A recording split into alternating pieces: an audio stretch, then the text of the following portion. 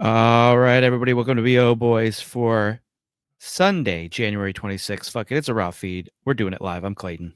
Yeah, I'm Pat. Clayton, couple of new movies took off this weekend, and we are going to tell you whether they crashed and burned or reached their destination, whether the passengers were happy, whether the passengers jumped off in the middle of the flight. I mean, there's a lot of ways that a flight could go. What is the craziest flight you ever had, Clayton? Have you ever had a hostage situation on an airplane that you were on? Have you ever had to jump into the sea, slide down one of those like rubber slides to get out of the plane? Have you had anything like that in your life?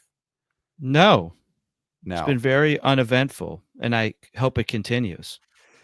Do you know? I didn't know this until recently. I don't know where I heard this. Probably a documentary that my wife was watching that I watched like 10 seconds of. But apparently, those rubber slides, the inflatable slides that come out of the stairway, if you have to like slide out of an airplane, Mm-hmm. they burn your skin off on the way down because they're meant to get you out of there as quickly as possible. So I don't know if they're like some kind of like super speed rubber, but it rips skin off, which is why apparently you should always wear pants on an airplane and not shorts, just in case you have to slide down those rubber slides. I did not know that until recently. Huh. I mean, I wonder if that comes into play in our number one movie, Flight Risk. If it is, put that in the trailer because that's an exciting sequence to see just like people, especially at that moment. Like think of when you're sliding out of an airplane on one of those. It usually is at the end of what was probably a horrible flight. And then at that moment you're thinking, oh, thank God I'm home free. You you wore a pair of, like cargo shorts onto the plane, you get down that slide and you got no calves anymore. Mm-hmm. So, that's a bad spot. And it should have been in the trailer. If that happens to Mark Wahlberg or Topher Grace in Flight Risk, then they should have put that in the trailer. Mm-hmm. So, but you know what? Let's get into it. Clayton, can you give us a plow for the box office weekend of Friday, January 24th, 2025? Number one, Flight Risk made $12 million in its first frame. Number two, Mufasa, The Lion King made $8.7 million, down 28%. It lost 135 theaters. It's at $221 million in its sixth weekend of release. Number three, One of Them Days made $8 million, down only 32%. It had no theater change. It's at $25 million in its second weekend of release. Number four, Sonic the Hedgehog 3 made $5.5 million, down 36%. It lost 209 theaters. It's at $226 million in its sixth weekend of release. Number five, Moana 2 made $4.3 million, down 28%. It lost 275 theaters. It's at $450 million in its ninth weekend of release. Number six, wow, Presence, a newbie from Neon, Soderbergh, $3.4 million, but only 1,700 theaters. Mm-hmm. Mm-hmm. Um, and then number seven, Wolfman, 3.4, down 69%. No theater change, $17.8 million in its second weekend. Wolfman is officially a dead doggy. It is Old Yeller. They took Yeah. it out Well, behind the shed and shot it. yeah. Do you think they even needed to use silver bullets to put down this wolf man? I feel like they could have used a BB gun to end this particular wolf man. No silver bullet needed. Listen, if I was Wolfman, I would have ended it myself. Yeah, I mean that's a real possibility here. Is that the wolf man fed himself the bullet just Mm-hmm. just to stop hearing the BO boys, to stop reading the deadline articles about what failure he is.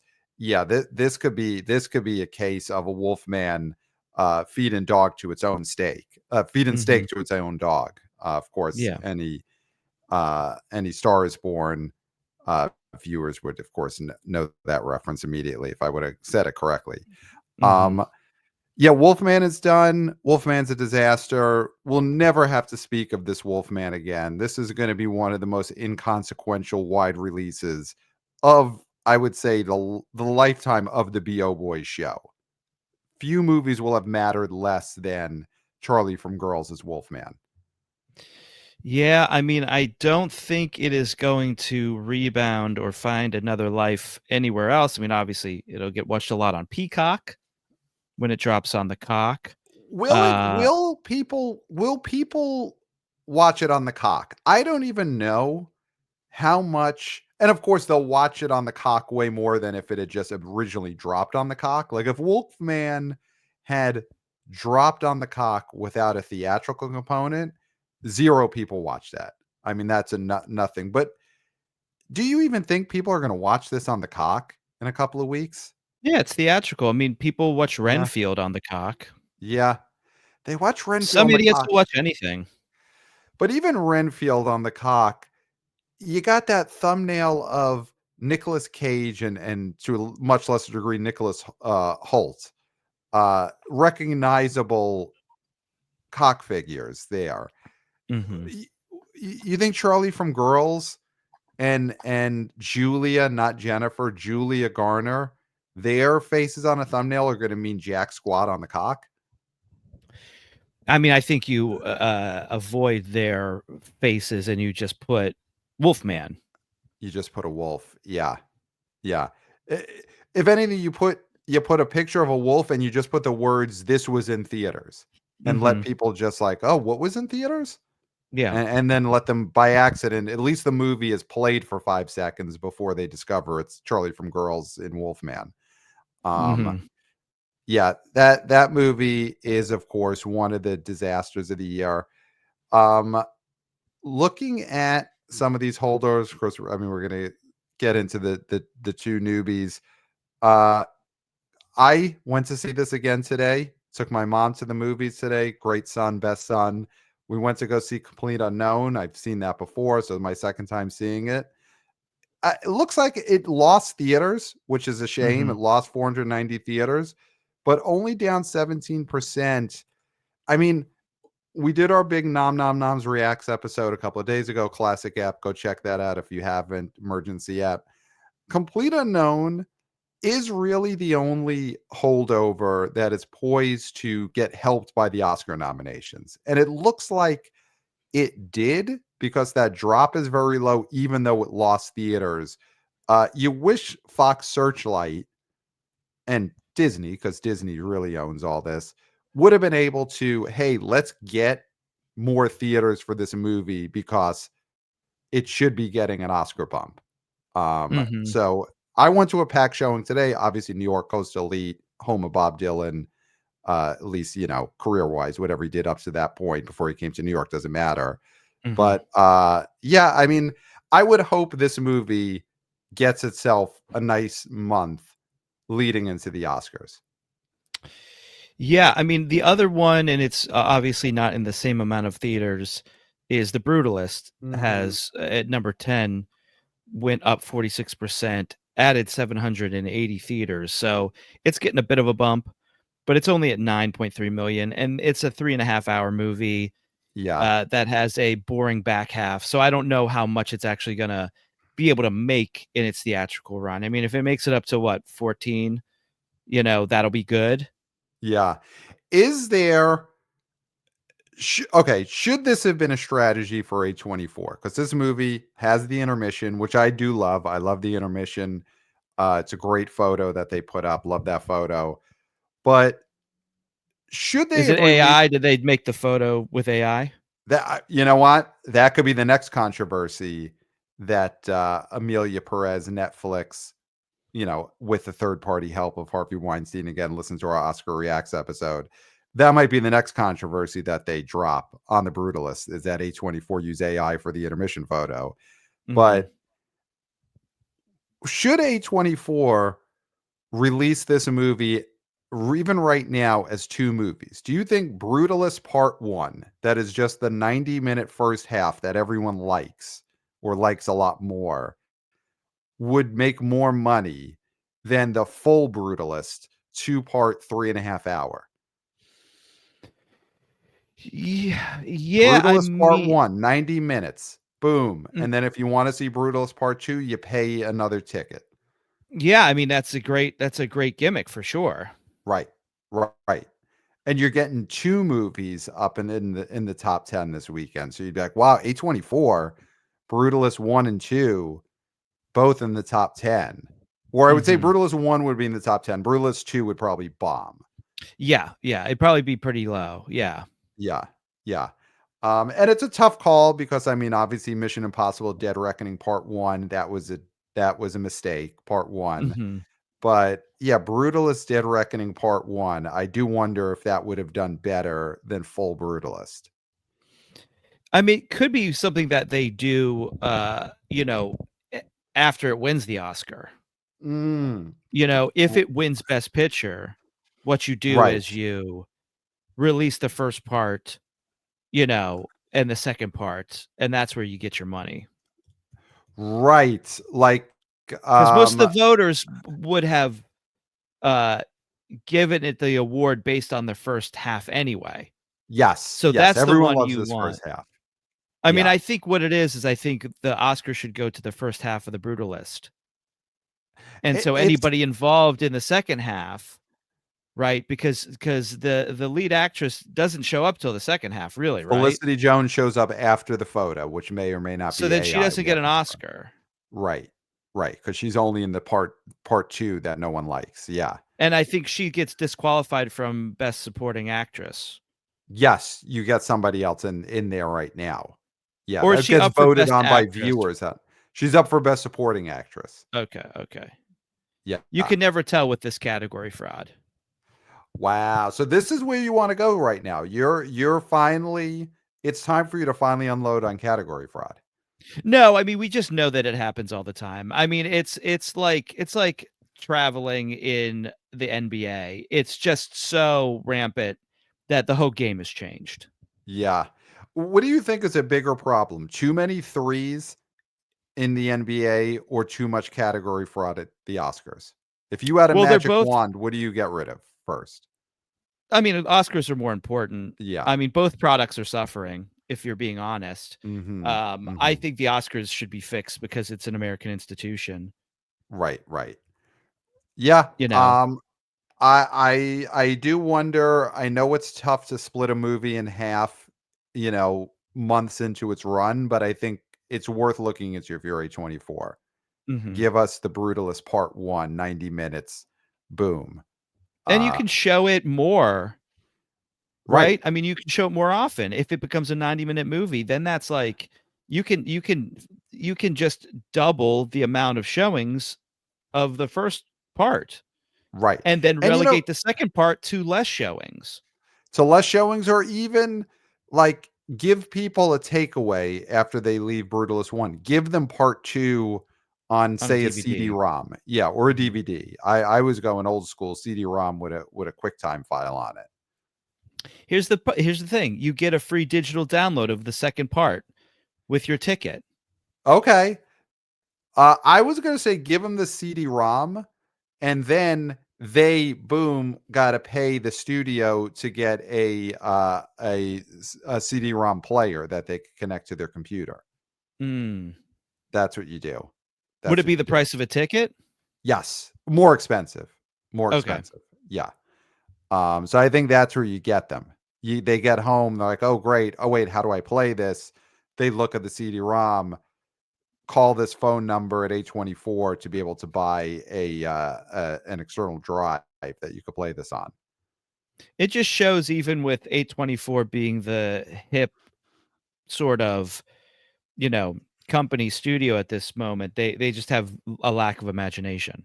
Mhm, mhm. Yeah, I mean, this took us we're only 14 minutes in this episode, we already came up with that. So, I mean, come on, Mhm. A24. So, uh, I wanna talk about a movie that came a second weekend movie that I did predict, and listen, I said, "Do you wanna get nuts? Let's get nuts." And I went nuts, and I said, "One of them days would be the number 1 movie this weekend." I thought Flight Risk would bomb worse than it did, open single digits, and I thought One of Them Days would have an insane hold and make 9 or 10 million. And you look at One of Them Days, second weekend dropped only 32%, $8 million. So it came in number 3. But I mean, Okay, and Clayton, you am I and you are wrong? Is this a, crowing, and you are crowing. Why? well, I'm not crowing on my behalf. I'm crowing on behalf of this movie because $8 million, only a Okay, but you said number 32% drop. one, I said number 1, it came in number and it's 3. at I number three. Okay, and it's a number 3, but I predicted it would hold great, and it did. So but yes, you're I crowing. am Okay, crowing. I am okay, you're crowing. crowing. All I'm right, full all right. now. I was going to be humble for a second Mm-hmm. and just put it all on the movie and not take credit myself. But then you had to push and you had to prod and you had to do your little, you know, your little thing. And now I'm Well, fully crowing. I well, you nailed it. didn't get the This movie placement held great. right. You didn't get the placement right or the total right. So you did get a vague sort of the hold was good, The hold was great. right? The hold was Oh, great. well, it wasn't great because it's not number 30, one. 32%. Is it 32% drop? That's a fantastic hold. Fantastic hold. Now, And I nailed that. now you're up to fantastic. Yes, because you had to push. You You had to know, push. I was gonna stop it. That was a really good hold, but you had to push and you had to prod. So now, yes, fantastic hold that I called. well, you know 100%. what a fantastic hold would have been What? is 9 or 11. Sure. That's that's Would have been that's even better. Would have been even even better. better than fantastic. Yeah. So Would have where do you been go after fantastic then? mega If that would have fantastic. happened, what would it have been? Mega fantastic. Okay, you can't just add mega to something and then make it better than fantastic. Nobody ever says that. The kids do. That's what What they're doing superlative now. would you have used if that would have happened? Mega fantastic. Okay. Mega fantastic hold. You would have come out of the gate with that.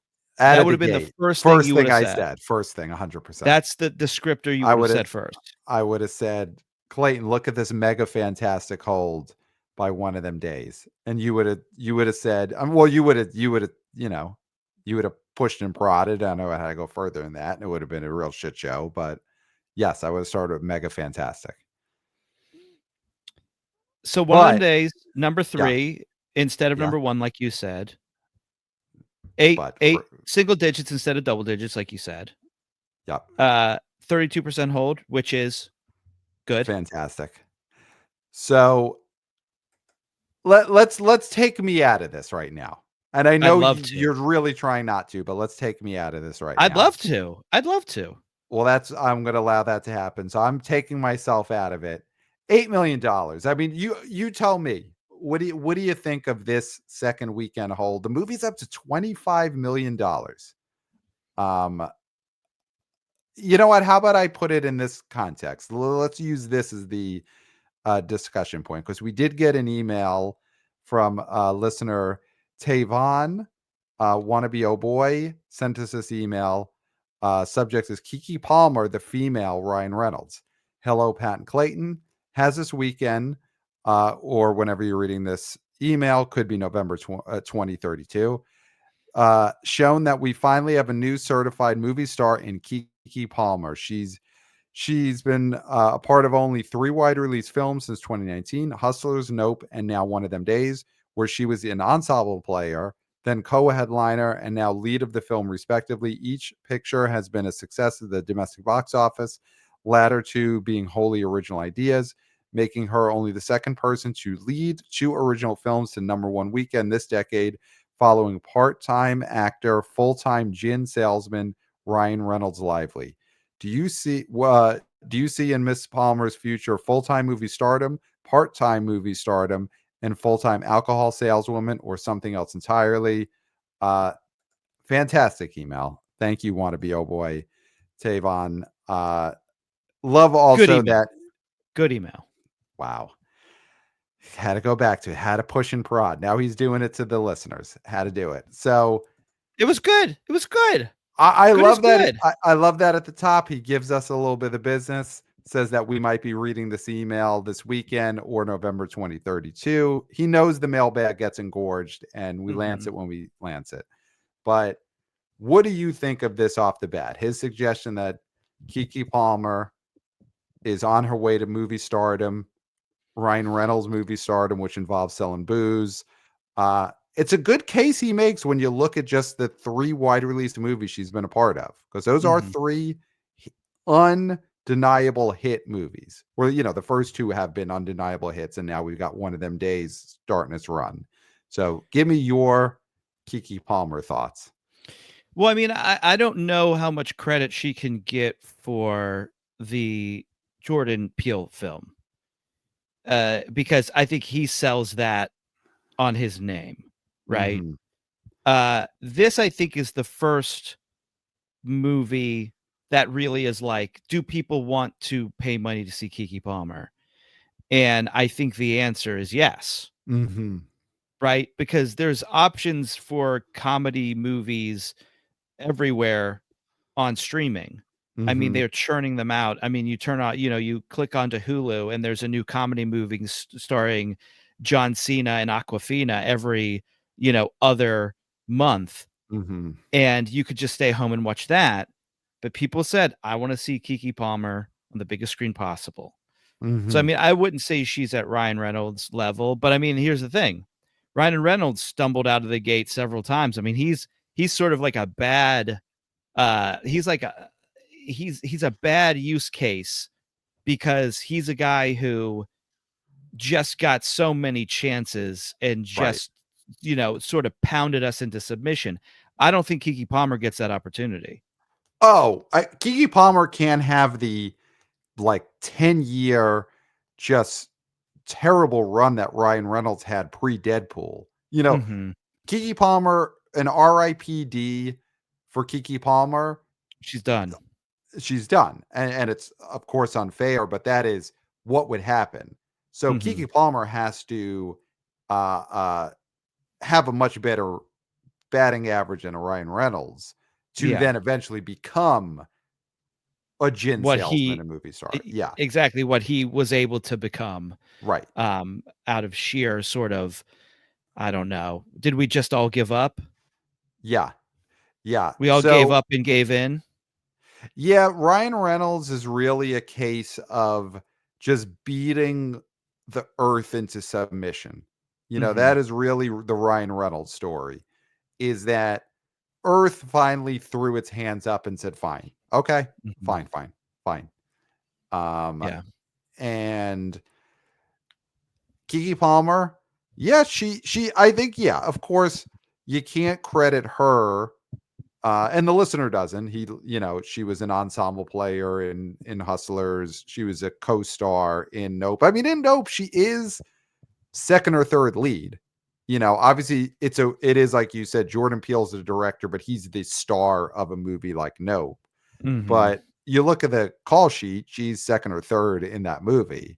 Yeah. Um, and I think those movies, Hustlers and Nope, what they showed is she popped in those movies. That Mhm. people liked what she did in those movies, and that translated to one of them days, "Oh, now we get to just watch her for an hour and a half.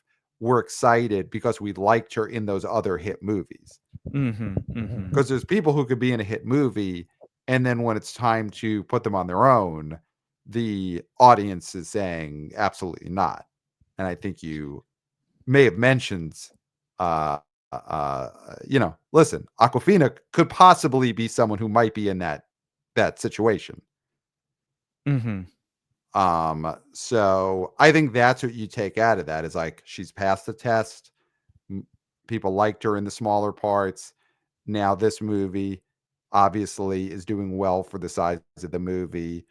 Um, they don't. The thing is, this is in the '90s, and they don't make a lot of studio comedies. That probably is her wheelhouse for being a star. Yeah, I mean, you saw something like that happen with, like Tiffany Haddish who popped off on Girls Trip. She popped off at the very tail end of anybody wanting to see comedies in the theater. Yeah, And so put aside whatever, who knows where the media cycle is on her as to like what sort of person she is and whether we should support her or who knows, I don't know. yeah, But I think the thing with her is that she just got she got big at the tail end of anybody wanting to see those things. Right. And Keke Palmer might be at the beginning of a resurgence, hopefully, because you want to Hopefully, see yeah. different stuff at the theaters. And so, $25 million for a movie like this in the theaters right now is nothing to sneeze at. As Yeah. much as Anthony D is for dissing One of Them Days, Mhm. D'Alessandro would have you, believe. Yeah, I mean, that Sunday right through last weekend, I mean, we ripped it apart, of course, on this show, but just giving the movie guff for having an A cinema score and then not translating to a bigger opening weekend. But Yeah. you know what?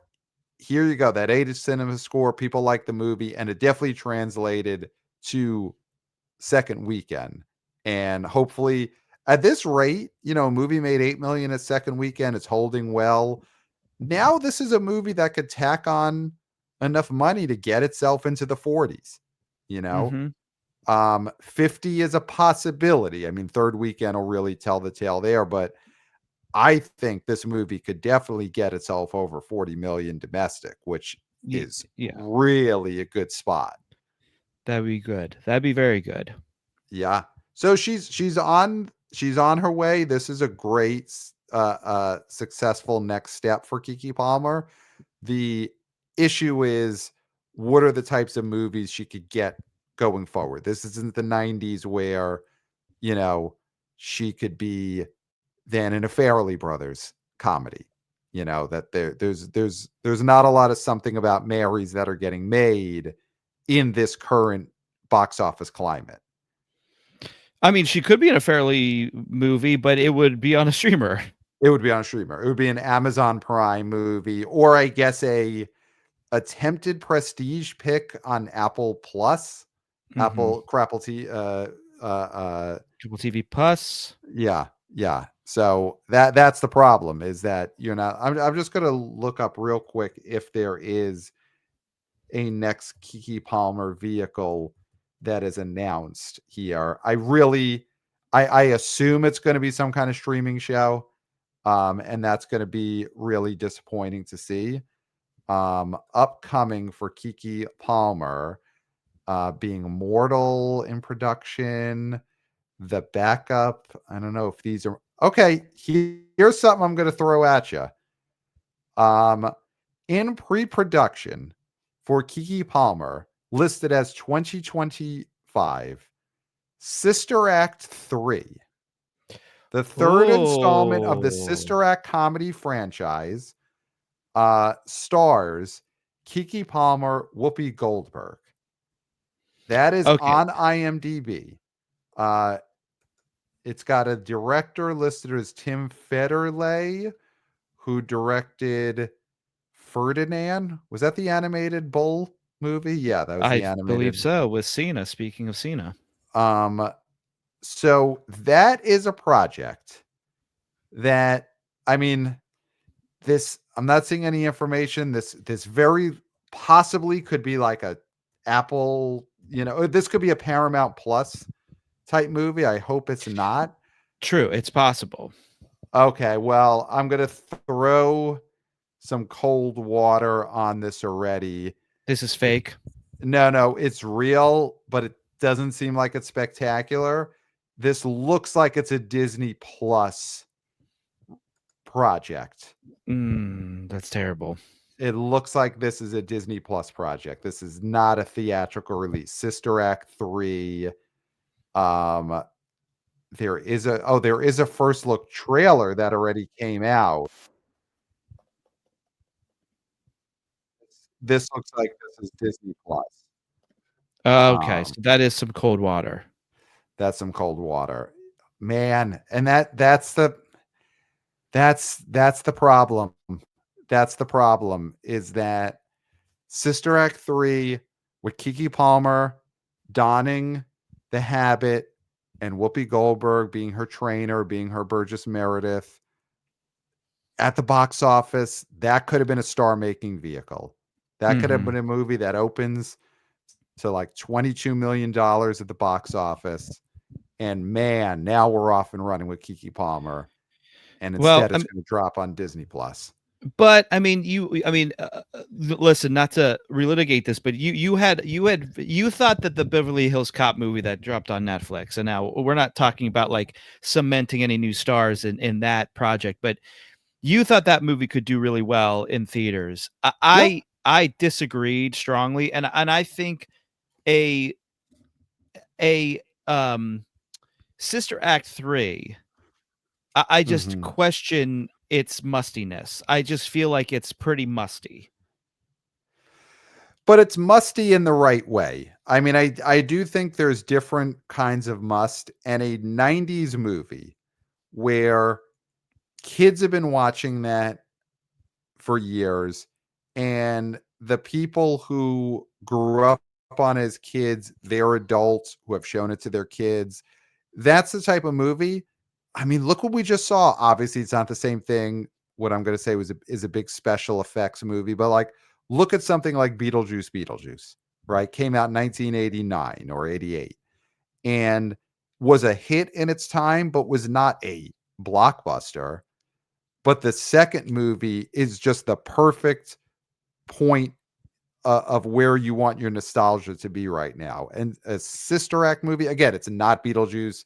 100% it's not Beetlejuice, but I don't think it's the wrong kind of musty. I think that's the perfect property to remake right now, especially when you're bringing back the star. And like Beetlejuice, you could hide the age of the star with the costume, Mm-hmm. with the legacy star. Um, I wish this was going to be in theaters. I wish this was going to be in theaters. Yeah, yeah. Listen, there's no, we got to talk about movies that have come out That have come and out, have and come yeah. out in theaters. Okay, so But let's get to it. But yeah, Keke Palmer. Uh, Again, it's tough to say she's going to be a star, a movie star, because something like Sister Act 3 is not going to be in movie theaters. So how mhm. is she going to get to become a star? So let's talk about. You want to get to it? What is the movie you want to get to?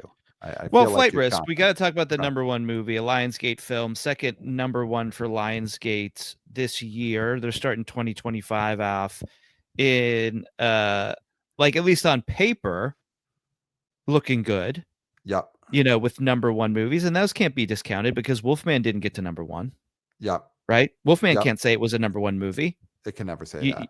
you know what can say? Den of Thieves 2, Pantera, a movie that I drafted. Hmm. And that movie went to number one. Now Flight Risk went to number one. And 12 million, that's sort of in the middle or low end of the range that they It's were the low seeing. end. Yeah, it's the low end of the range for It was sure. 12 to 15, right? Was the range. Yeah, so this is the low And end. yeah, so it was the low end. And I think this is a movie that's sort of lucky it made $12 million. I don't think anybody's very excited about this movie. It had what, a C cinema score, I believe. Yep. It And yes, season of score. Yeah. yeah, so this was, I just think, really canny timing for Lionsgate. They knew when to release this film to get it that number one, even though it was very low. We're coming off two pretty low weekends.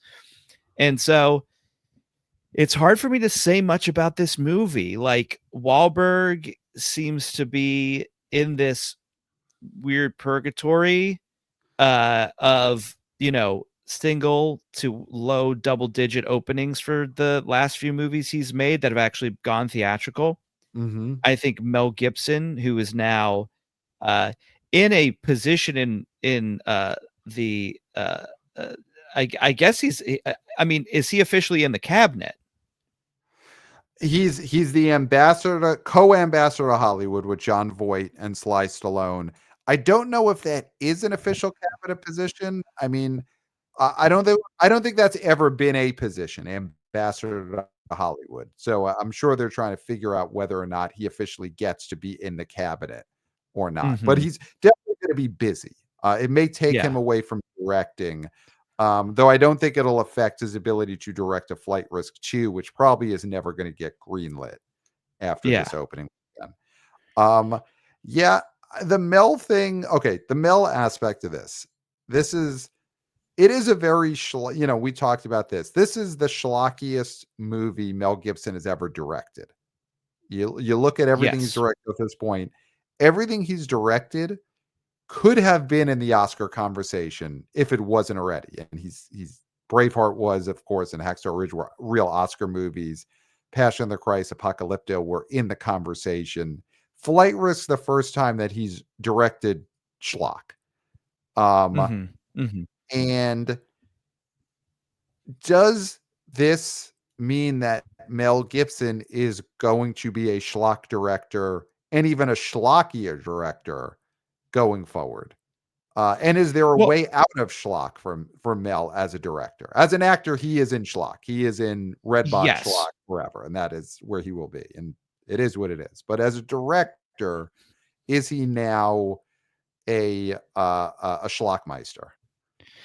Well, it's interesting here because, you can say so much about what he's done and where he is again, you know, in the court of public opinion. But I think it's also a matter of the fact that even if he had not had his controversies, there is Mm-hmm. a level and that you get to at a certain age where not everybody can be like Paul Newman. Not everybody can be a guy who is still doing like high end stuff forever, right? Right. Marty Like, Scorsese's are rare at 80 something. Although well, Mel Gibson's not 80 yet. yeah, but what I'm saying is like even him as like a guy behind the camera. I mean, Clint Eastwood, great. I mean, that's a great example. Like he's a guy that's been able to stay doing. I mean, whatever you want to say about some of his movies, that like they are still looked at as prestigious, even if Mm-hmm. they end up not being, right. So Yep. like the movie where it was the train movie where he cast the actual people who saved the train. Like Right. that movie, even if it ended up being a bad product, it started out with people thinking, "Oh, this could be nominated." Like Juror Number 2 was still getting buzz that it was going to be nominated because people were so upset at Zaslav. Like Right. that Right. movie is still something that people looked at as reputable. Right. And I think Mel, even without his controversies, might have fallen into being a guy that you couldn't get money to make a high budget movie for anymore, just because that's Right. the business. You Right. know what I And mean? he's not going to make an indie mumblecore, you know, two neighbors are discussing a failing marriage or, someone's got a disease. He's not going to make one of those movies like an attempt at an art house Sundance movie for $6 million. That's not Mel But Gibson style. and you mentioned Scorsese, and he's a guy who has to jump around to streamers to get his movies made, Right. right? So like that's what Scorsese has to do. A modern master who's still at the height of his powers has Right. to beg some tech billionaire jerk off Right. for money. Right. Right. Right. Marty still has to get out on some jerk off's yacht and go for a ride and pretend that he doesn't hate this fucking guy's guts Yeah, he's got to put the to get money. blinders on and do what he's got to do. Right, right, right. And Mel isn't he's on yachts, but he's not on those yachts. And well, I guess he is. I mean, here's the thing. Who knows in the new climate we're in, maybe there is a billionaire now who's going to say, I want to give 100 million to Mel Gibson to prove some kind of point. Maybe there is that path. But I do think Mel Gibson is probably stuck in schlock territory going forward. He Yeah. is probably a schlockmeister. Other than, and here is the non schlockmeister path for Mel Gibson, is he straps the cross to his back again and makes a church bus movies. I feel like that is the area in which Mel Gibson can get a bigger budget and make stuff that doesn't have to star Marky Mark. And that is to make another Jesus movie. Well, those two seem to be pretty enmeshed. I mean, because Mel Gibson did act in Father Stew, which was a church bus movie. Right. And of course, he famously acted in Daddy's Home Oh, 2. and Dead is Home too. Yeah, yeah, Daddy's yeah. Home 2. Yeah. Yeah, Is that Respect the where Nativity. Is that where Mel and Mark Wahlberg first worked together? Is Daddy's Home 2 the start of what eventually became Flight Risk? Do you think Uh, on set of Daddy's Home 2, you know, that is where they conceived of this plot? Because I don't um, recall them working together before that. Mark Wahlberg, I'm sure, was a fan of Passion of the Christ, but he wasn't in it. He wasn't in it yeah. Um, I feel like maybe that is when when they were linked up, they and connected. yeah. So there's Other a than maybe real just being around town. But I mean, I think it's the first time they worked together on camera for sure, right? yeah, yeah. Do you think Will Ferrell was ever asked to be a part of Flight Risk, or he was never considered? He was not looked at as the Topher Grace part at any point on the set of Daddy's Home 2. Well, listen, if if he wanted to do his heel turn, if he wanted to play a villain, this would have Uh-huh. been probably the best part for him to do is take the Wahlberg part and have Wahlberg Oh, be the Topher Grace part. That's yeah. that's interesting. And then you reveal that the actual pilot that was supposed to be piloting that plane is Sully. It's solid. Still one of the greatest late third act revelations in movie history is Sully being in Daddy's Home 2. And if they had Yeah, pulled that move in Flight Risk, then I think you add another $1 million to this opening weekend. and it was an even more surprise for you when I told you after you had walked out at the end of that movie I before seeing it. I did have to get to it. I did have to leave Daddy's Home 2 in theaters to get to another engagement. That is true. Mhm. That is true. I have since seen that scene and it's spectacular. Um, Absolutely. It's even better if you stayed the whole time and watched the complete movie. yeah, I agree. And also, I think it's very important that you're relitigating my schedule from 2017 on air in 2025. I think Well, I that just is wanted important. people to know, like, when people say, like, "Oh, I saw the Beatles on Ed Sullivan," like, no, you saw it on VHS, like, years later. So, like, I saw it live. Like, You I saw it fucking did live. it live, and you watched it on what would be the equivalent of watching the Beatles on Ed Sullivan on VHS. But it would be as if, which at least give me this amount of credit. It would be as if I was in the studio audience for the Beatles appearance on Ed Sullivan, but I left the studio before Ed Sullivan introduced the Beatles. Like I No, it'd watched be The like Juggler. I watched, he had a guy who farts the Star Spangled Banner, whatever it was that Ed it's not the Sullivan used Gong to have Show. as his opening acts, and I watched that guy, but I left before the Beatles got introduced because No, I it'd be had like you another were engagement. I had something else on my schedule.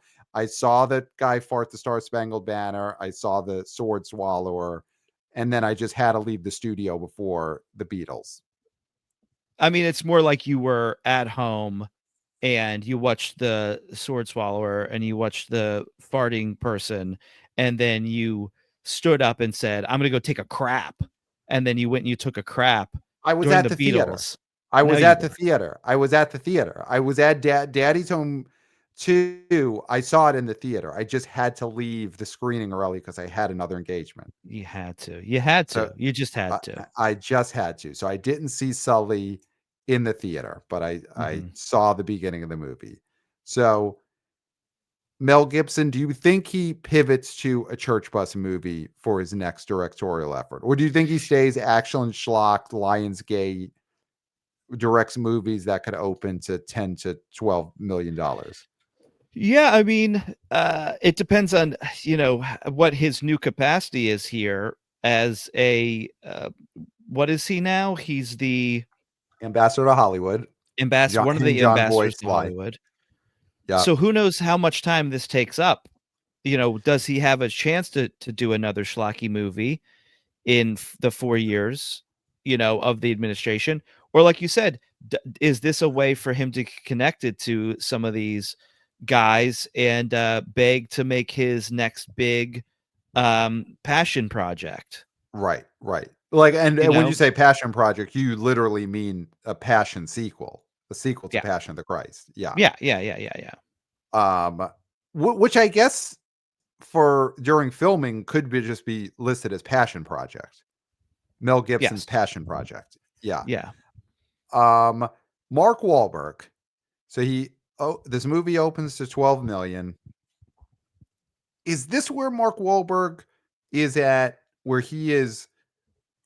Okay, tomorrow. Who would you rather be as a movie star? Forget like personal wealth, how many houses or gyms they own. Just ability to be a movie star from tomorrow forward. Would you rather be Jerry Butler or Mark Wahlberg? Jerry Butler, 1,000%. Wow. 1,000% Jerry Butler. Yeah. Because Jerry is at the water level that he has been staying at for a Yeah. decade, Yeah. right? And I think that is a level that he won't go any higher. And I Mm-hmm. mean, there will be a point where he maybe goes lower, but that's going to be at the point where you sort of probably want to start doing stuff where you're not doing super hyper physical movies anymore. You know what I Right. mean? Right. So Right. I would much rather be him. Yeah, I agree. And it just says so much because I mean, Mark Wahlberg was a movie star, a no doubt, no bullshit. We're not even arguing. He was a movie star, uh, A-lister. a lister, guy who opened movies 30 million plus, Oscar nominee, was doing a lot of action movies, but comedies too. I mean, he had his Will Ferrell run. He had the Daddy's Home movies and other guys. You forget him and Mark Wahlberg and Will Ferrell were a full-on comedy team at Mm-hmm. one point. And he had Ted. I mean, Mark Wahlberg, Yeah. huge movie star for about a decade. And now we are rightfully arguing, just stating that Jerry Butler is a bigger star than Mark Wahlberg as far as opening movies. Mm-hmm. So that drop has to hurt. The drop, Jerry Butler never felt a drop. Jerry Butler just kept on the same. He He had a drop, he sort sure. of did after 300, and after, he had that rom-com with Katherine Heigl that didn't really do what it was supposed to do. So he had that, like, am I going to be a big guy? And then that sort of drop where like, I'm not going to be a big guy, but I could be this level guy. Exactly. And then he stayed that level for a long, Yes. he's the level he's been at for a long time. Wahlberg, though, is now at the level where he has to accept that he was once a big star and now he is fully action schlock at best.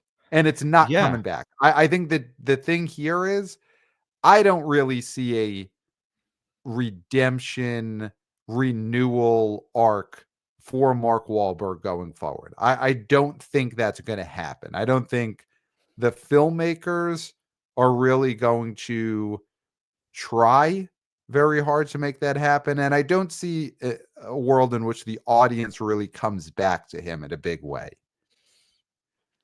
Yeah, I mean, Uncharted, again, we said, I mean, and that sequel is nowhere to be found, so who knows if that ever happens. Mm-hmm. But yeah, I mean, him as the marquee star, like a Denzel movie, like him being in something like the Equalizer franchise isn't going to happen.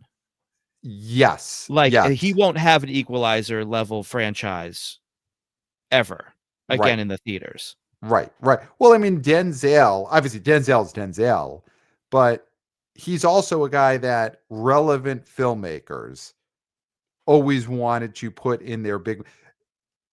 Mark Wahlberg's guy was Peter Berg, and Denzel's guy in terms of just action movies is Antoine Fuqua.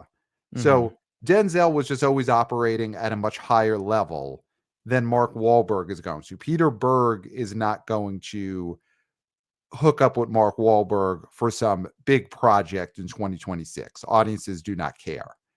Um, and Mark Wahlberg didn't do what he probably should have done post what was the Uncharted, which is try and be that guy in other movies. Try and be the value add Sam Jackson type value add in other movies. He did that with Uncharted, and then he just jumped right into 10 movies where he's the star of some streamo schlock or something like Flight Risk, rather than say, you know what, where can I find other Uncharteds where I could be the second or third guy on the bill in something that's going to be a hit? Yeah, I mean, the thing is, Peter Berg has this Netflix show now with Mhm. Taylor Kitsch. I mean, he's trying to rehabilitate another failed sort of, not that Wahlberg ever failed, but Right. he's Wahlberg's trying to, fallen, but he was a star. yeah, Yeah. reinvigorate a failed movie star's career through streamo schlock, and Right. so he's moved on from Mark. The Bergenberg situation does not seem to have continued past that attempt at franchising the Netflix Spencer. Spencer. Yeah, Yeah. Spencer for Hire. Yeah. Um, yeah, it's a tough spot for Wahlberg because it's got to be painful to fall from those heights. And Yeah. listen, this movie opened to 12 million. It didn't crater. I thought this was something that was going to open in single digits, and it didn't. So Wahlberg obviously still has an audience. If he's in a movie like this, that's a little better. Maybe it opens to 13 or it opens to 14. But I do think this is now about what sea level is going to be for Mark Wahlberg, Hmm. is the Jerry Butler area. And I think someone like, again, another guy who's in this spot who is obviously much better positioned than either of them is a Jason Statham. I mean, Jason Statham has the Fast franchise, and he's got his Meg movies And he's got that the Meg are movies. legitimate big budget hits. Yeah. And And then he'll people love The occasionally do Beekeeper. Beekeeper. He'll have a movie like The Beekeeper, which reaches heights that Wahlberg can't dream of at this Yeah. point. Yeah. Yeah. So that's where Wahlberg is now. He's in that Statham, Jerry Butler area, and we both agree below them right now. Yes. I mean, I put Statham, Yep. then Jerry, then Yep. Wahlberg. Wow. And but he's ahead of Frank Grillo. Frank Grillo is, yes, yes. Is as low as it gets. Yeah.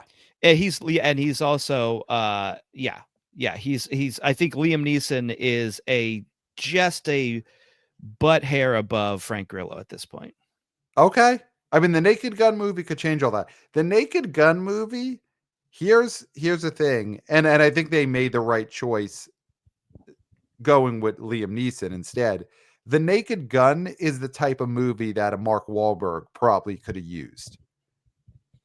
Mark Wahlberg and the Frank Drebin part could have been a good match, but I think Wow. I'm glad they went with Liam Neeson instead. Hmm.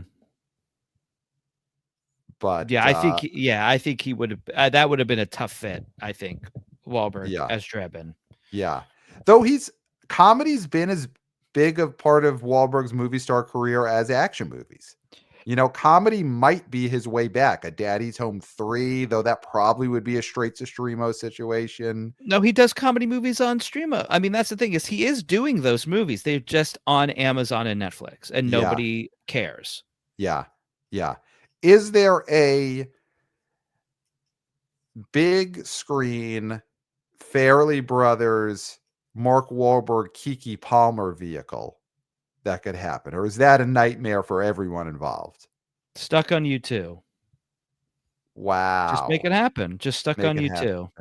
Stuck on You Too. Um, TOO. okay. Not a letter U numerical 2 and Bono is in the movie. Not Stuck on No, You Too that way. Okay. no. Um, yeah. So Flight Risk, it didn't bomb in the sense that it could have done a lot worse, but this movie with that kind of cinema score, this low opening weekend, it's probably going to just totally crater in the next couple of weeks. This Yeah, I movie mean, is not going to have any kind of hold going forward. no. This is gonna crash to earth.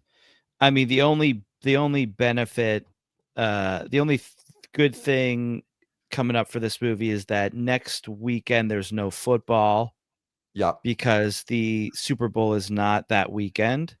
So Yep. there might be some men who are looking to do something, and Mm-hmm. maybe seeing this movie could be it. Right. But I sort of doubt it. I doubt it too. All right. There was another newbie this weekend that you were planning to see and you did not see, and that is Steven Soderbergh's Ghost Story Presence. Um, Mhm.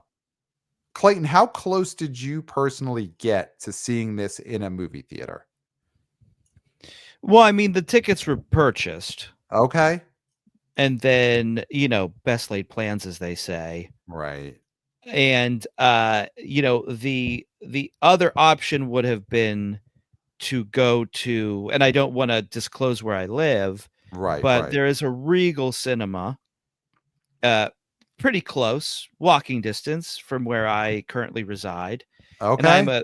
I'm a AMC A-lister, proud Right. AMC A-lister, Loud and and proud that would and out. always be Yeah. my preference Mm-hmm. first, because they've never treated me poorly the way Regal's year contract of their subscription service, which is a total scam and terrible, and I would not recommend it to my worst enemy.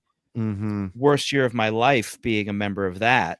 Yeah. Will you ever write about that year? Will you ever? I know it's tough for you, but do you think you could ever, if the money's right, of course, would you ever sit down and finally tell that story of your year as a Regal Unlimited Plus subscriber?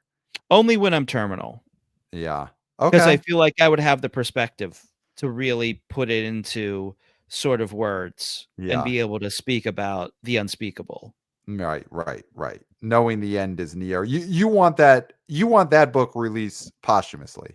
Your Mhm, year of mhm. Regal. Okay. I want fresh galleys handed out to all of the people at my, graveside. Oh, okay. I'll Yeah, do that. Sure. All yeah, right. That gives me a reason to go then. Sure. nice, yes. Fresh off the press. Right. So, and so the thought was, "Okay, maybe, uh, I go see it at this Regal Right. that Right. is walking distance," and it was not And playing that there. didn't happen. And this is a Regal where, you Wow. know, Wow. any sort of movie that's a Fathom event plays here, any sort of Mhm. movie that is like a Bollywood action movie, or any movie that, shows up, as like a $5 million movie out of nowhere that's released by Crunchyroll, that plays. So the fact that this movie wasn't playing there, like, speaks volumes with this. I mean, it only opened to 1,750 theaters, so Mhm. modest rollout. Neon, who, you know, they're still trying to live off that long legs buzz, and they just sort of keep putting out stuff people don't really want to see.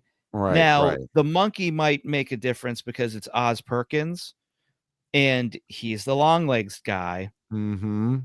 And the trailer to me falls on the side of, is this going to try to be funny and not be? It's a little bit too trying to be funny for me to wanna see this movie. That's not really my milieu. Mhm. Um, but it could do Bafabobo because people were like, "Oh, long legs, like that one. I might like this." So Mhm. Neon could rebound, but, Neon had this thing where it's like, "Oh, is it overtaking A24 as the hit?" No. They just don't have the budget to push the movies the way A24 seems to have. Right. Right. Right. Yeah. I mean, we talked about this on the preview. Lack of awareness of presence is a problem. And now we're seeing Mhm. that when we see this theater count, lack of theater count is also a problem. The cinema score on this is not great. Better than Flight Risk, but it's only a C plus.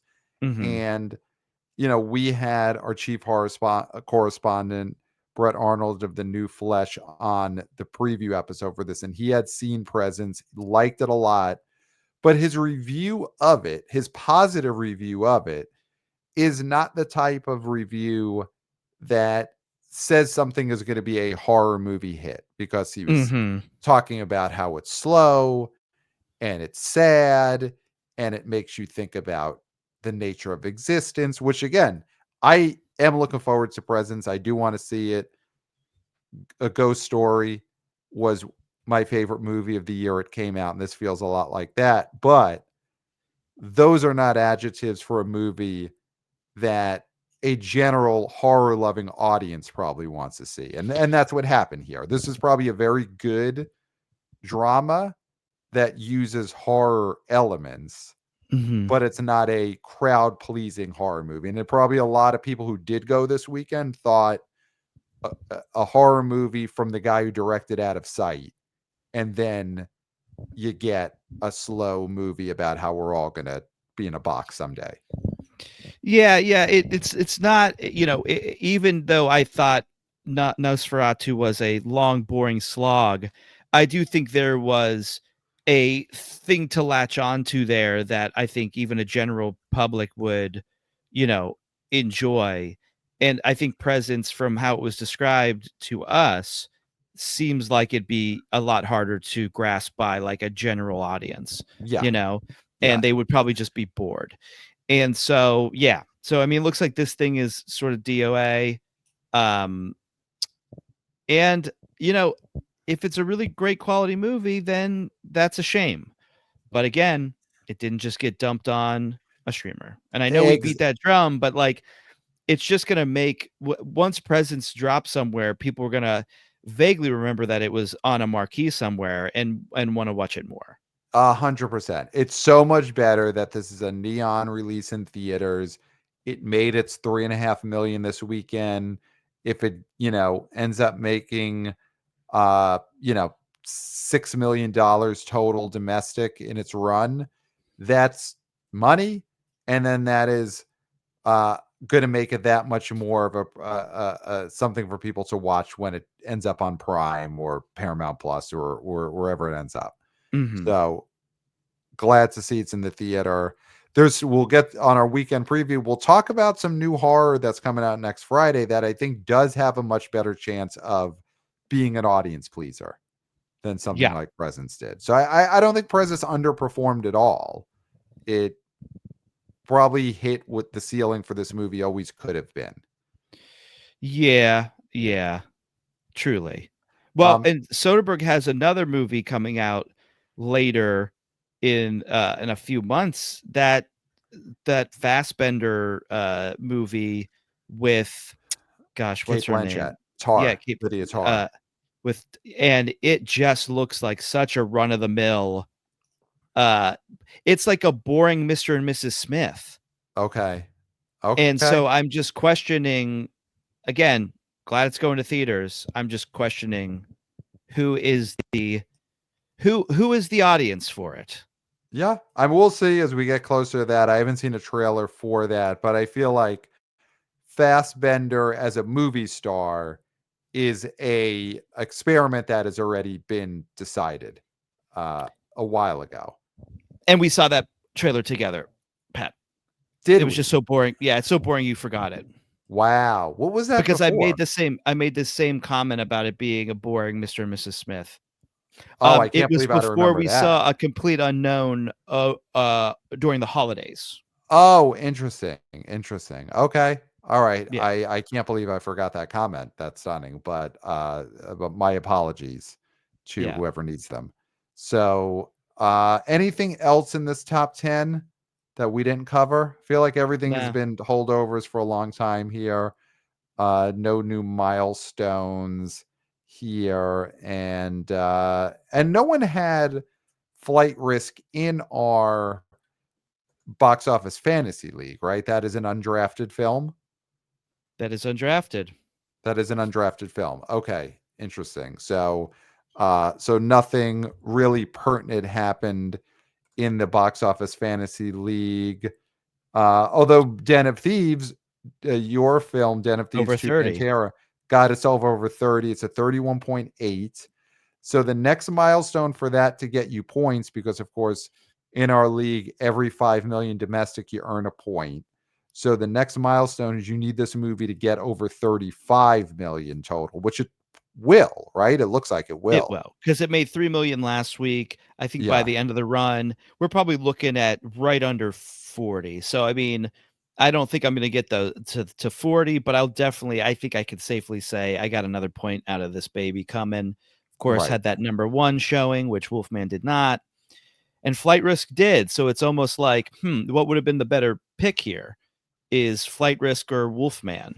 Oh, Flight Risk is going to end up being a bigger points getter than Wolfman, probably. Wolfman is at 17.8 million. So I think it'll get over 20 million, and then that's it. This Wolfman will not get to 25 million. Mm-hmm. So about the same. It's a push. It's a push, I guess it's a probably. push at that point, but you It'll don't be get a that number push. 1, which is, Worth a looks bonus. good. Yeah. Yeah. So that's a push. And then in terms of our lancing our mailbag, we did just get one from the great AJ, of course.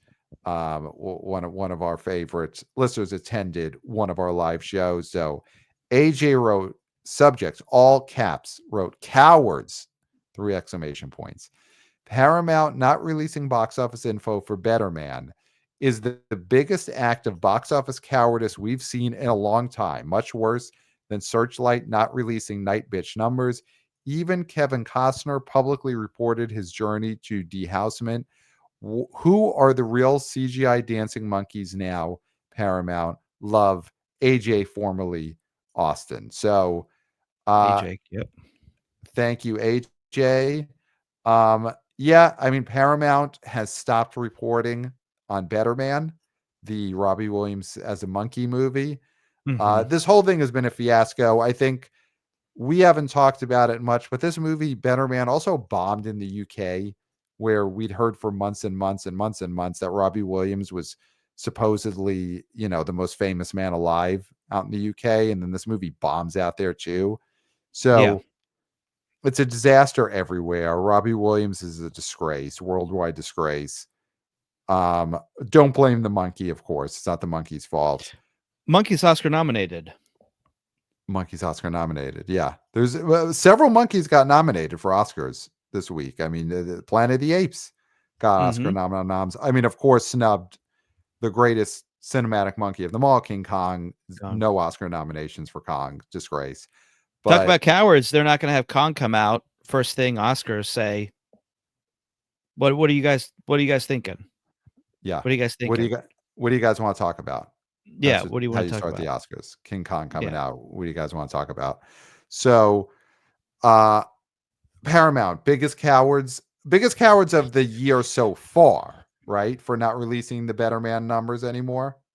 They I won't just end up have a being the biggest cowards of the year once the year's over, but so far, yeah. So far, 100% great call, AJ. But I just feel like I'm feeling it in the air that 2025 is going to be the year of cowardice in Hollywood.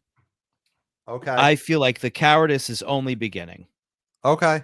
So this Yeah. is a good start for being a coward For, in for Hollywood, being, but it will not be the apex. This is not uh this is not Apex Mountain for cowards in Hollywood in 2025. This Better no, Man no. But situation. it is, Okay.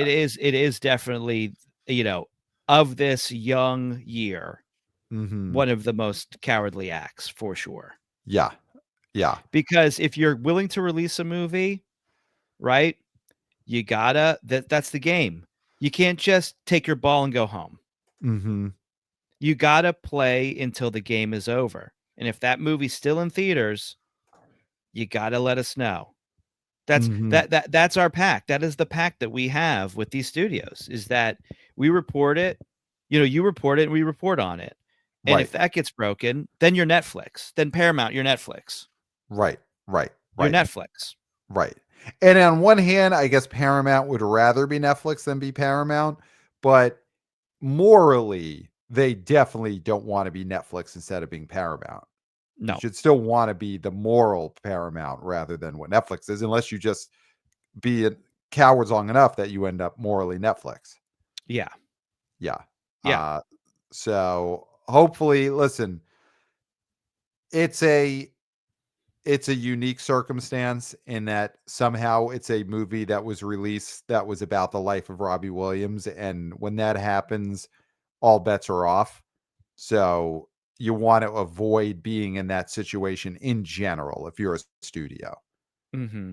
Mm-hmm. And Paramount found themselves in that situation where they were releasing a movie that was hinging on the recognition of Robbie Williams. Yes. Well, the recognition of a voice of him, Right, and then a monkey. right, right. It's a So it's tough like they spot took to be. a nearly unknown commodity and then replaced him with a monkey. And again, no offense to the monkey, Not the but monkey's fault. Hashtag yeah, do the not blame monkey's the fault. monkey. Yeah. So I mean, I think that was, that compounded the whole situation. Yeah, yeah, but even so, don't be cowards. Release the numbers, and also here's the thing: release the numbers because nobody cares anymore.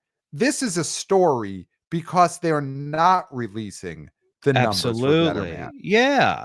If they had released the numbers for Better Man and Better We Man appeared in in the top 20 or wherever it fell, we wouldn't have said the name Better Man. We wouldn't have mentioned it on the BO Boys. Instead, we're doing 20 minutes straight on how Paramount is cowards for not releasing the numbers. If they released the numbers, we never would have brought this movie up at this point.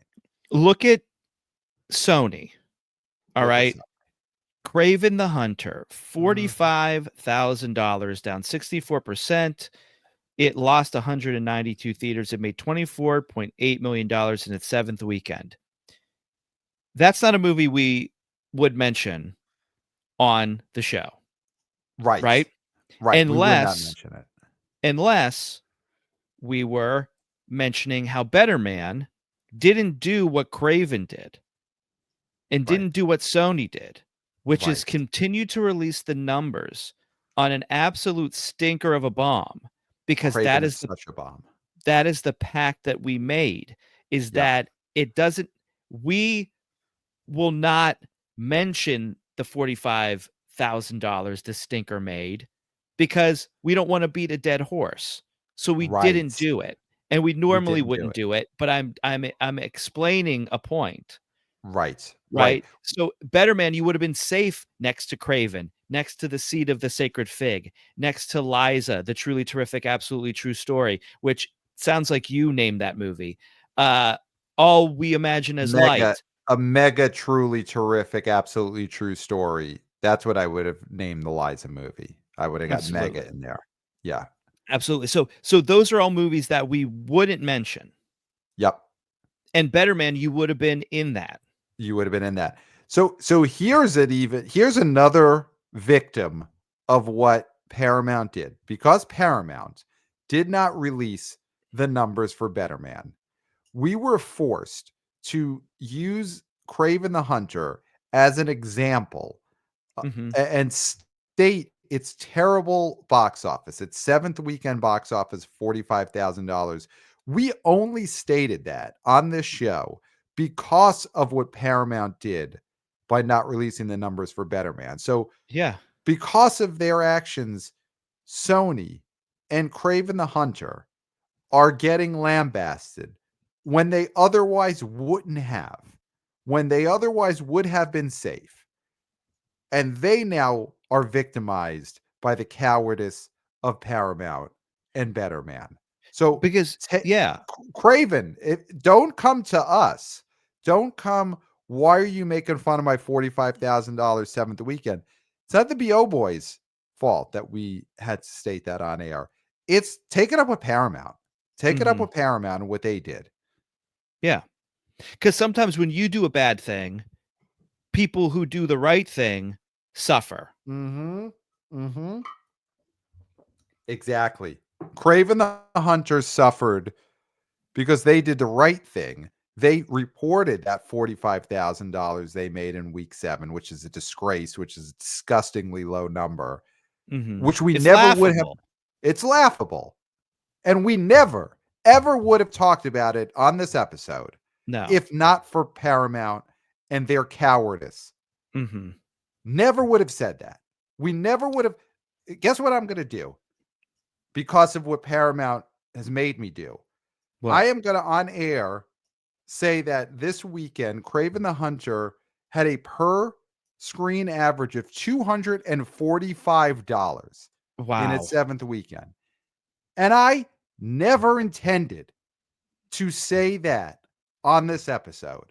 I never intended to say that Kraven the Hunter made $245 per screen on this That's episode. absolutely terrible. And I am only saying that on air because of Paramount and because they didn't release the numbers for Better Man and because of their fucking cowardice Mm-hmm. forced me to say that Kraven the Hunter had a per screen average of $245. Look what you made us do. Look what you made us do, Paramount. Your cowardice has harmed an innocent movie like Kraven the Hunter, which is a bomb and a disgrace, but did not deserve what it got tonight. Mm-mm. No.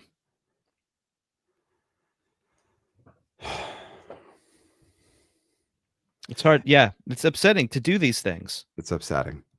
I mean, and now I'm upset, and now we're bad guys. now we're the bad guys, and now we're the bad guys. Mm-hmm. And not the good bad guys, which was the animated movie that made, over $100 million, of course. Yeah. Or close to. I think it got over 100 million. Sequels coming this summer. Should be a pretty big hit. Yeah, that's going to be huge. 97, 97.4.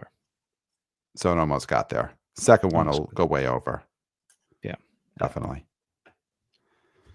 All right, Pat, is there anything else in this mailbag or is that it? I mean, I think that really took it out of us. Email Wind us, the BO out of Boys sails. Podcast. Email us, the boboyspodcast at gmail.com. Send us your emails, boots on the ground reporting, predictions, and, report acts of cowardice. And you see what happens on this show. Mm-hmm. See what happens when cowards are bringing inflicting pain on well-meaning movies like Kraven the Hunter that do the right thing, but then bomb terribly, suffer the consequences and bomb terribly. Yeah. So email us, the boboyspodcast at gmail.com. Of course, follow us on social media at the boboyspod on Instagram, TikTok, Twitter X, who knows what else coming soon, at the boboyspod. Wannabe VP of interns Christopher, of course, is killing it with the vertical videos. And he right now is at a film festival, and he's going to be on this show sometime soon talking about that. So we'll get to hear from Christopher, and he'll get to talk about Wolfman and how that's doing for his team. Can't wait to hear him talk about that. So follow us at the BO Boys Pod. Of course, subscribe to the BO Boys on YouTube. We are YouTubers. Hey, guys. Hey, guys. And of course, if you're not watching on YouTube, you're only getting half the story. You heard it, of course, on the podcast feed, but you did not see the toll that took on us to do what we had to do just now to Kraven the Hunter because of Paramount and Better Man. You saw that on YouTube, and I think seeing that is a next level experience. So you got to subscribe to the BO Boys on YouTube. The Substack is back. We've got the pen. We've picked the pen up, and the power of the pen is on display on the BO Boys Substack. New articles every few days. Very exciting there. So subscribe to the BO Boys Substack. 5 stars on Apple Podcasts. And yeah, go for it. I made a call. Yeah, I made a call for reviews, and we got a couple new ones. We got one from Stina winds it up, said, great show for Hollywood assistants. Highly recommend. Informative and fun, blah, blah, blah. Eric W., 5 stars. We got one from Team Clayton. It says from BCD712. Hi, BCD712. More like Love Lies Dripping. We got that one. And then we got one from B Wells 413 said, great podcast. Pat and Clayton are great. I usually watch the YouTube so I get the full story. But if you listen on Apple Podcasts, you won't be disappointed. Those are the kind of reviews we are asking for. Just keep them coming. Thank you, everybody who just took the time to give us 5 stars. And, 5 stars, blah, blah, blah. Great show. Yeah. Love Lies Dripping. Love seeing that reference in there. Mm-hmm. And that movie could have probably done a lot bigger box office title, Love Lies Dripping. You know what I think would be fun? Because the title of that leads me to something that I think would engage the audience. Okay. Let's hear it. Is, obviously that person was Team Clayton. Mm-hmm. And we've had this happen, at live show in Boston. We had 2 great gentlemen come with shirts. One said Team Pat, one said Team Clayton. I feel like it was a drawing the straw situation as to who got which, because I'm sure they're both equally fans of both of us. But that might not be the case. So what I would say is, with these reviews, why don't you go ahead and state your team preference, Okay. right? 5 stars, Team Clayton. 5 stars, Team Clayton. 5 stars, Team Pat, right? Just to give it, just to give people, an idea of how it could go. Right. But Of I the think various accounts you're going to create to leave comments on our Apple Podcast, Clayton. That's what you're giving a no, preview. I mean, I wish I had the time. I wish I had the Mhm. time, or I would stuff the ballot box, as they say. But I feel like this could be a fun, and listen, people would be like, Team Christopher. Oh, okay. Throw it. That's a big wrinkle. Is sure he. Let's see some Team Christophers as well. I If you mean, indeed are, but it has to be a 5-star yeah, review. Then it won't count the final tally as to who is preferred. yeah. I love it. So Apple Podcast 5 stars, and let us know what team you are on. Team Pat, Team Clayton, Team Christopher. We'll see. We'll Mm-hmm. tally them up, and then who knows what happens after that point. So do that. And of course, yeah, I mean, I think that's it. I don't think there's anything else that I have for you. I am spent, especially after what I had to do to Craven the Hunter. My baby is crying. I'm finished. And Mm-hmm. Pat, you've said it all. There's nothing left to be said. Nope. I'm out of here. And Except for, until next time. Well.